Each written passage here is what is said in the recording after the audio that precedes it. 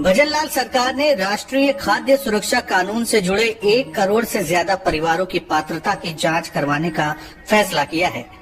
इस जांच में सरकार ये पता लगाएगी कि क्या वो परिवार सही में खाद्य सुरक्षा गारंटी कानून के दायरे में आने के लिए पात्र हैं।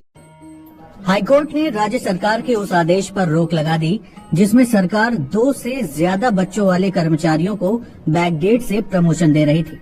हाल ही में राजस्थान सरकार द्वारा 16 मार्च 2023 को अधिसूचना जारी कर उन सभी व्यक्तियों को जो पहले डिस्क्वालिफाइड थे प्रमोशन के लिए प्रमोशन का हकदार बनाया गया है और कहा गया है कि वे सभी कर्मचारी जो तीसरी संतान जून 2002 के बाद उत्पन्न होने के कारण पदोन्नति से वंचित हुए उन्हें रिव्यू डीपीसी के माध्यम से पदोन्नत किया जाएगा। कोटा रेंज के प्रदेश में निवेश को बढ़ाने के लिए साल के आखिरी में होने जा रही राइजिंग राजस्थान इन्वेस्ट समिट को लेकर आज पहली इन्वेस्टर मीट मुंबई में आयोजित हुई। फिल्म निर्माता केसी बाकोड़िया आए हैं क्या? आने वाले थे, आज नहीं आने वाले थे। केसी बाकोड़िया जी परसों मेरे पास गए और उन्होंने एक उदाहरण दिया कि मैं कई प्रदेशों में गया हूं और मेरे को ये काम करना है और मेरे को फिल्म सिटी बनानी है। मेरे पास लगभग वो 12:30 बजे पहुंचे थे, 12:30-1 बजे। मैंने कहा आपको कहाँ बनाना है? कि मैं जयपुर में बनाना चाहता हूँ।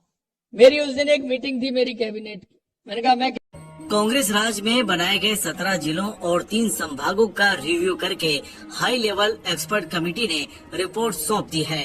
पवार कमेटी ने गहलोत राज के जिलों का रिव्यू करके हर जिले की जरूरत, उसके मापदंडों पर खरा उतरने दिल्ली हाईकोर्ट में पतंजलि के प्रोडक्ट दिव्य दंत मंजन को लेकर एक याचिका दायर की गई है।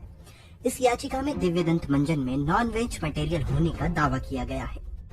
दरअसल याचिकाकर्ता एडवोकेट यतिन शर्मा ने पतंजलि पर आरोप लगाया है कि कंपनी अपने दिव्य दंत मंजन में समुद्र फेन यानी कटल फिश नाम का मांसाहारी पदार्थ यूज करती है। एडवोकेट के मुताबिक दिव्य दंत मंजन में नॉन वेजिटेरियन पदार्थ के इस्तेमाल होने के बावजूद उस प्रोडक्ट पर ग्रीन यानी वेजिटेरियन लेबल दिया गया है। मामले में कोर्ट ने पतंजलि फिल्म एक्ट्रेस कंगना रनौत की अपकमिंग फिल्म इमरजेंसी रिलीज होने से पहले ही विवादों में घिर गई है। जबलपुर में सिख समाज के लोगों ने विरोध करते हुए पीएम नरेंद्र मोदी के नाम कलेक्टर को ज्ञापन सौंपा और फिल्म पर बैन लगाने की मांग की है। ये जो कंगना रनौत द्वारा जो इमरजेंसी फिल्म बनाई गई है जिसमें सिखों के प्रति बहुत ही दुर्भावना पूर्वक उसमें कुछ पेश किया गया है, हम लोगों की सिखों की भावना को बहुत ठेस पहुंची है। हरियाणा में बीजेपी के उम्मीदवारों की लिस्ट फाइनल होने से पहले पार्टी में बवाल शुरू हो गया है। शुक्रवार को बीजेपी के पूर्व सांसद डॉक्टर अरविंद शर्मा और सुनीता दुग्गल को टिकट मिलने की संभावना के बीच लोकल लीडर्स ने विरोध करना शुरू कर दिया। रतिया में विधायक लक्ष्मण नापा और बीजेपी जिला अध्यक्ष बलदेव ग्रोहा ने कहा कि अगर सुनीता को टिकट मिली तो वे खुलकर विरोध करेंगे। लक्ष्मण नापा और जिला अध्यक्ष बलदेव ग्रोहा ने स्थानीय वर्कर्स के साथ मीटिंग की। मीटिंग के बाद एक लेटर भी जारी किया गया जिसमें 3 स्थानीय नेताओं के नाम रखे गए। इन तीनों नेताओं को ही टिकट का दावेदार बताया गया है। इनमें विधायक लक्ष्मण नापा, जिला अध्यक्ष बलदेव ग्रोहा के साथ साथ बीजेपी नेता मुख्तार सिंह बाजीगर का नाम शामिल है। साथ ही इस पत्र पर तीनों नेताओं के हस्ताक्षर भी करवाए गए। रोहतक से पूर्व बीजेपी सांसद डॉक्टर अरविंद शर्मा की गोहाना से चुनाव लड़ने की चर्चा है। उनके यहाँ से चुनाव लड़ने की चर्चा के बाद शुक्रवार को गोहाना में बीजेपी वर्कर्स ने करनाल से भी मैं ही लड़ूंगा चुनाव, आप चिंता क्यों कर रहे हैं?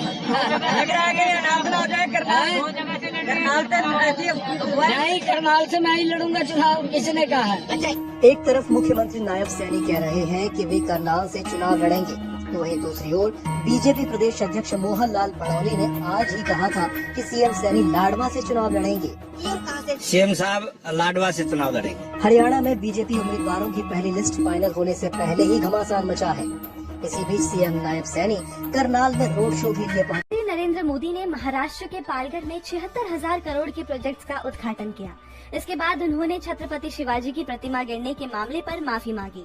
सिंधुदुर्ग में लगाई गई ये प्रतिमा 26 अगस्त को गिरकर टूट गई थी। छत्रपति शिवाजी महाराज को अपने आराध्य देव मानते हैं। उनके दिल को जो गहरी चोट पहुंची है, मैं ऐसे आराध्य देव की पूजा करने वालों को भी उनकी भी सर झुका करके क्षमा मांगता हूँ। मोदी से पहले महाराष्ट्र के CM Eknath Shinde, deputy CM Devendra Fadnavis और अजीत पवार भी माफी मांग चुके हैं। कोलकाता रेप मर्डर केस को लेकर ममता बनर्जी ने प्रधानमंत्री मोदी को 8 दिन में दूसरी चिट्ठी लिखी। इसमें ममता ने कहा, मैंने 22 अगस्त को रेपिस्ट को कड़ी सजा देने के लिए कानून की मांग को लेकर पत्र लिखा था, लेकिन इतने संवेदनशील मुद्दे पर आपकी ओर से कोई जवाब नहीं मिला। भारत सरकार की ओर से एक जवाब मिला, लेकिन उसमें मुद्दे की गंभीरता पर ध्यान नहीं दिया गया। ममता ने केंद्र सरकार से अपील की है कि रेप, हत्या जैसे जघन्य अपराधों के लिए कड़े कानून बनाए जाएं। पेरिस पैरालंपिक के तीसरे दिन भारत ने 4 मेडल जीते। विमेन शूटिंग में अवनी लेखना ने गोल्ड और मोना अग्रवाल ने ब्रॉन्ज मेडल जीता। अवनी पैरालंपिक में 2 गोल्ड जीतने वाली पहली भारतीय महिला है। उन्होंने टोक्यो पैरालंपिक में भी गोल्ड जीता था। उधर men's 10 meter air pistol shooting में मनीष नरवाल ने सिल्वर दिलाया। विमेंस की 100 मीटर T35 कैटेगरी रेस में प्रीति पाल ने ब्रॉन्ज मेडल जीता। प्रीति पैरालंपिक के ट्रैक इवेंट में मेडल जीतने वाली पहली भारतीय है। गुजरात में असना तूफान का खतरा टल गया है। ये अरब सागर में पाकिस्तान की ओर मुड़ गया है। हालांकि तूफान का असर अब भी सौराष्ट्र कच्छ के तटीय इलाकों में है। यहाँ तेज हवाओं के साथ भारी बारिश का अलर्ट जारी किया गया है। गुजरात में 4 दिन में बारिश से जुड़े